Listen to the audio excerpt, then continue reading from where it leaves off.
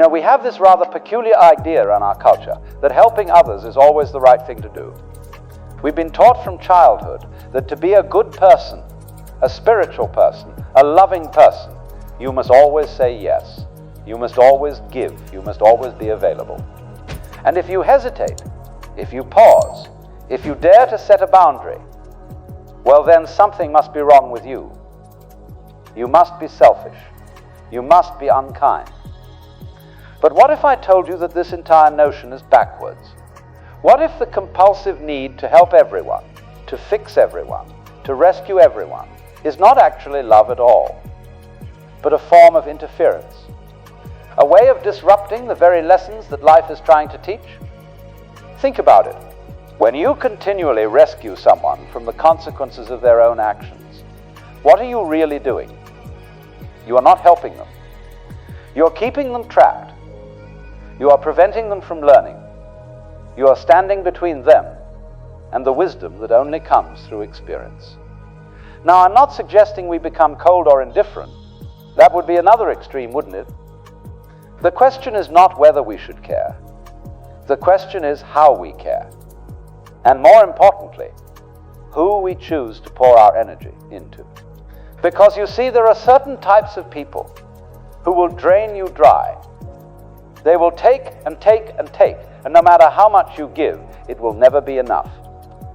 And the tragedy is not that they are taking. The tragedy is that you are preventing them from growing. Let me share with you 7 types of people that you must learn to recognize. Not so that you can judge them or condemn them, but so that you can protect your own energy and allow them to face the very experiences they need to wake up. Number 1, the chronically lazy. There is a difference, you see, between someone who is struggling and someone who has simply given up. The person who is struggling will take your help and use it as a stepping stone. But the chronically lazy person, they will use your help as a hammock. They have made a decision, whether consciously or not, that life is too difficult and someone else should carry their weight. And the moment you step in to help them, you become that someone else. You become the person they depend on. Not because they cannot do things themselves, but because they have discovered that someone will always do it for them. Now watch what happens in nature. A bird does not bring food to a chick that refuses to open its mouth. A tree does not continue to nourish a branch that bears no fruit. Nature is very clear about this. If something is not producing, if something is not contributing, it is eventually cut off, not out of cruelty, but out of wisdom. The chronically lazy person will always have an excuse. They will tell you about their difficult childhood, their bad luck, their unfair circumstances. And some of this may be true. But here is the question you must ask. What are they doing about it right now? Are they taking any steps, however small, to change their situation? Or are they simply waiting for someone to come along and fix it for them? When you help someone who refuses to help themselves, you rob them of something precious. You rob them of the satisfaction of their own accomplishment. You rob them of the strength that comes from overcoming difficulty. You rob them of the very thing they need most, which is the discovery that they are capable. Some of you have been carrying people for years. You pay their bills, you solve their problems, you clean up their messes. And every time you do it, you tell yourself you are being kind. But what if your kindness is actually keeping them weak? What if your help is the very thing preventing them from standing on their own feet? The lazy person needs to feel hunger. They need to feel discomfort. They need to experience the natural consequences of their choices. Because it is only when the pain of staying the same becomes greater than the pain of change that they will finally move. Number 2, the perpetually ungrateful. Have you ever noticed that some people can receive an extraordinary gift and treat it as if it were nothing? You could give them your time, your money, your energy, your very heart, and they will take it without a second thought. No thank you, no acknowledgement, no appreciation whatsoever. This is not an accident. This is a character issue. Gratitude is not just good manners. Gratitude is the sign of a person who recognizes they are part of something larger than themselves. A grateful person understands that every blessing, every gift, every kindness is not owed to them, but given freely. And when you understand this, you treat gifts with reverence. But the ungrateful person? They believe the world owes them. They believe your help is their right. And the more you give to them, the more entitled they become. It's a strange paradox, isn't it? The more you pour into them, the less they appreciate it. I once knew a man who helped a friend pay his rent for 6 months straight. Month after month, he sacrificed his own comfort to make sure this friend had a roof over his head. And do you know how the friend responded? He complained.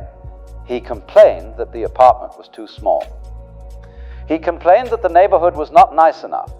He complained that he had to live this way while others had more. Not once did he say thank you. Not once did he acknowledge the sacrifice. And when the 6 months ended and the man could no longer help, do you know what happened? The friend became angry. He felt betrayed, as if the help he received was not a gift, but a debt that was now being unfairly called in. This is the nature of the ungrateful. They do not see kindness. They see weakness. They do not see generosity. They see opportunity, and they will take and take and take until there is nothing left of you. When you help an ungrateful person, you are not sowing seeds. You are throwing them into a bottomless pit. And no matter how much you throw, the pit will never be filled. Number 3, the arrogant and self-righteous. There are people who do not want your help. They want your validation. They do not want your wisdom. They want you to confirm what they already believe. And if you dare to offer anything that challenges their view of themselves, they will reject you entirely. The arrogant person is not suffering from a lack of knowledge. They are suffering from an excess of pride. They believe they already know. They believe their way is the right way, and anyone who suggests otherwise is simply wrong. Now, pride is a curious thing. It masquerades as confidence, but it is actually fear. The arrogant person is terrified of being wrong because their entire identity is built on being right. If they admit they don't know something, if they acknowledge they need help, their whole sense of self begins to crumble. And so they double down, they defend, they argue, they reject. You cannot help a person like this. Not because they are beyond help, but because they do not believe they need it. And until they come to that realization themselves, anything you offer will be wasted. Jesus walked away from people like this. He did not chase them. He did not beg them to listen. He simply said what needed to be said and moved on, because he understood something very important.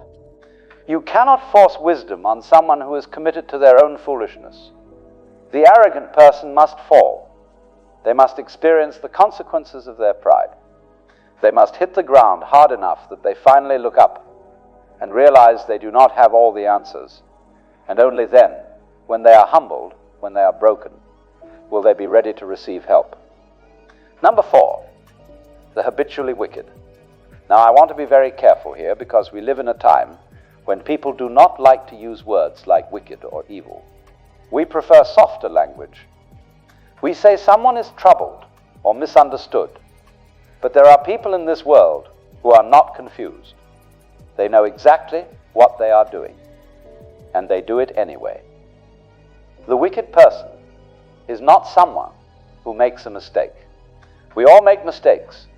The wicked person is someone who has made wickedness their way of life. They lie, they cheat, they manipulate, they harm others without remorse, and when confronted, they do not repent. They justify. When you help a wicked person, you become an accomplice. You enable their behavior. You give them the resources to continue doing harm. And let me tell you something, they will use what you give them not to change, but to go deeper into their wickedness. There is a reason why wisdom traditions across cultures warn against supporting those who do evil. It is not because we lack compassion. It is because we recognize that some people have chosen a path that leads to destruction. And if you try to pull them off that path, they will only pull you onto it with them. The wicked person does not want to be saved. They want to be empowered. They want someone to fund their schemes, to cover for their lies, to clean up their messes. And if you step into that role, you are not helping them. You are partnering with darkness. Number 5, the incurably foolish. A fool is not someone who lacks intelligence. A fool is someone who refuses to learn. They make the same mistakes over and over again. They ignore advice. They reject wisdom. They touch the hot stove repeatedly and then wonder why their hand is burned. The difference between a wise person and a fool is very simple. A wise person learns from experience. A fool does not. Now here is what makes this particularly difficult. The fool will often come to you in distress. They will be in crisis. They will be desperate, and your heart will go out to them. You will want to help. You will want to rescue them. But if you look closely at their history, you will see a pattern. This is not their first crisis. This is not the first time they have needed rescue. In fact, they have been in this exact situation multiple times before, and each time someone helped them. And each time they went right back to the same behavior that got them into trouble in the first place. The fool is like a person drowning in the ocean who refuses to grab the life preserver you throw them. Instead, they keep thrashing and splashing and going under. And if you jump in to save them, they will pull you under too. You cannot save a fool. Only life can teach them. Only the consequences of their own actions can break through their stubbornness.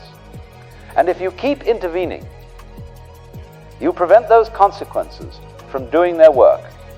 Number 6, the Master Manipulator. The manipulator is perhaps the most dangerous person on this list because they are the hardest to recognize. They do not come to you with demands. They come with stories. They do not take from you directly. They make you want to give. The manipulator understands human nature. They know that good people want to help. They know that kind people feel guilty when they say no. And they use this knowledge like a weapon. They will tell you exactly what you need to hear. They will play on your emotions. They will make you feel special, needed, important. And before you know it, you are doing things for them that you would never do for anyone else. The manipulator is a shapeshifter. With one person, they are the victim. With another, they are the hero. They change their story depending on who they are talking to. And if you compare notes with others who have dealt with them, you will find that the stories do not match. When you help a manipulator, you are not helping a person in need. You are feeding a system, you are providing resources for them to continue their games. And the moment you stop giving, the moment you see through the act, they will turn on you. They will paint you as the villain. They will tell others how you wronged them. And they will move on to their next target. Number 7, the unrepentant rebel. Finally, there is the person who knows better but refuses to do better. They have been taught. They have been warned. They have been corrected. But they do not care. They have made a choice to continue in their destructive path, and nothing you say or do will change their mind. The unrepentant person is not ignorant. They are defiant. They know what is right, but they prefer what is wrong. And when you try to help them, they will nod and smile and agree with everything you say. But the moment you turn your back, they return to their old ways.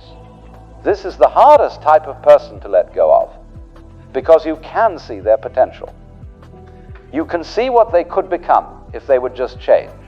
And so you keep hoping, you keep believing that this time will be different. But it never is. The unrepentant person must want to change. And until that desire comes from within them, all the help in the world will make no difference. You cannot want their healing more than they want it. You cannot fight for their freedom harder than they fight for it. And if you try, you will exhaust yourself while they remain exactly the same. So what do we do with all of this? Do we become cold and indifferent? Do we stop helping people altogether? No. We learn discernment. We learn to recognize the difference between someone who is struggling and someone who is stuck. We learn to distinguish between someone who needs a hand up and someone who wants a free ride. We learn to see clearly, without judgment, but also without illusion. True compassion is not enabling. True compassion sometimes means stepping back and allowing people to face the consequences of their choices. Because it is often through difficulty, through hardship, through hitting bottom, that people finally wake up. When you help the right people, you see fruit. When you pour into good soil, you see growth. But when you give to those who are not ready, who do not want to change, who will only use you and drain you, all you will see is waste. Your energy is precious. Your time is finite. Your resources are limited, and you must be wise about where you invest them. Not everyone deserves your help, and that is not cruelty. That is wisdom. So ask yourself today, who am I helping that I should let go? Who am I rescuing that needs to fall? Who am I enabling that needs to face their own consequences? And when you find the answer, have the courage to step back. Not with anger, not with resentment, but with the understanding that sometimes the most loving thing you can do is allow someone to experience the full weight of their own choices. Because in the end, you cannot save anyone. You can only point the way. And whether they walk that path or not is entirely up to them.